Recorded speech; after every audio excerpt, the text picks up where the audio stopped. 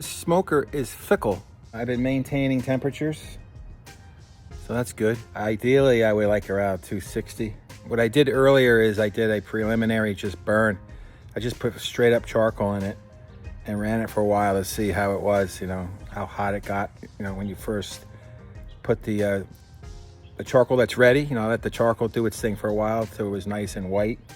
And I put it in there, full smoke box, and had it wide open with the flue wide open and just have probes on it, see what it's doing. And then I opened up the part where you put the meat in and to see how fast and how, what the recovery was.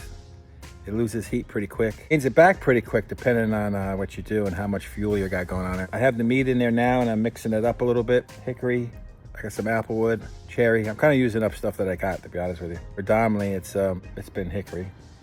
So depending on how this goes is whether or not I get a cord of oak or something, some kind of fruit wood. Keep tweaking it, you know, playing around with dampers, opening and closing stuff and watching and see what happens.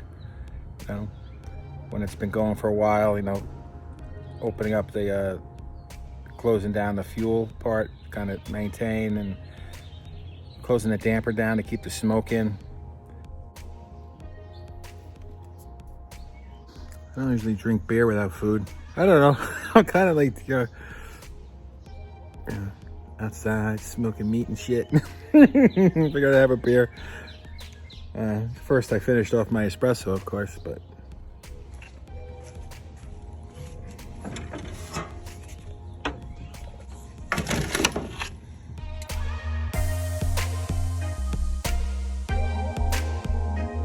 oh man, it was a long day cooking barbecue, I gotta tell you. The brisket just came out a couple minutes ago. It's cooling. It's gotta cool for another 2 hours. And you know I'm gonna slice into that thing. I don't give a shit what time it is. I gotta see how this thing worked out, man. It is a long and a fickle little smoker today, but I smell like a bonfire. I am so, my wife's making fun because she look like, you look like a little street urchin with all the black soot on me and stuff. I mean, it's a real full-blown, you know, no frills smoker that you have to be on. And I was on it. I maintained a really good temperature, I thought. The 250 the whole ride. In the very beginning it was 270 for a little bit. And I know a lot of people like this guy, Aaron Franklin, that loves to cook at 270. I can't do it. So I had it dialed in around 250. I've always cooked around 250 with barbecue and other stuff. 270 kind of bugged me out a little bit because I didn't want it to jump up over 270, you know that wave of heat kind of thing. And there was no huge temperature changes. There was no like under 200 kind of situations. Although when you did open that, when I was spritzing it with cider vinegar, you had to be really fast because it did. You know, it's not a heavy gauge metal kind of barbecue. You need to, you know, be quick about it. So anything I did in regards to opening a door, it was fast. You want to see a chubby guy move? It was pretty sensational. Pulling the lumber rack out, shaking it, taking the ash out. I was really on my game, and it was an all-day affair. It was like every 10, 15 minutes, I'm watching it. You know, if it dipped, I'm out there adjusting the flue or the dampeners to keep it like steady. So I'm excited about it. I think it's going to be really, really good. So we'll see. It's officially 1:21 a.m. I've been cooking since, well, before 12 to get the fire going, and it started doing the brisket and ribs in the smoker by 12. And it's 1:21 now. See that? So we can see how juicy it is. Piece itself.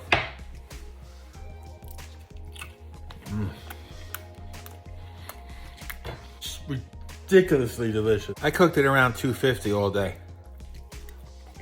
And I was really diligent on maintaining the heat, like really good. There we go with barbecue. Good brisket. I ain't gonna lie. I've been waiting a long time for it to cool down, get to the right temperature. I cut into this at 146 or something like that. That Dyna-Glo smoker is very particular, and you really got to be on it like like every couple minutes with the fire and maintaining the dampers and all that stuff. I had probes on everything. And it's all cooked to temp. I took the ribs out too and papered them up at 170. Did the same thing for this. And let it go to 203. Pulled them out and then let it cool for 2 hours. It's absolutely banging. I am so ecstatic how well this brisket came out. I could totally see why people just go, screw that, I'm getting a Traeger or I'm getting some kind of pellet deal. You have to be engaged with the upkeep of the fire and the smoke and all that stuff. And I'm glad I was diligent. It came out really good, so there you go. Now I gotta find people to eat it. It's just me and Amy, we got like 20 pounds.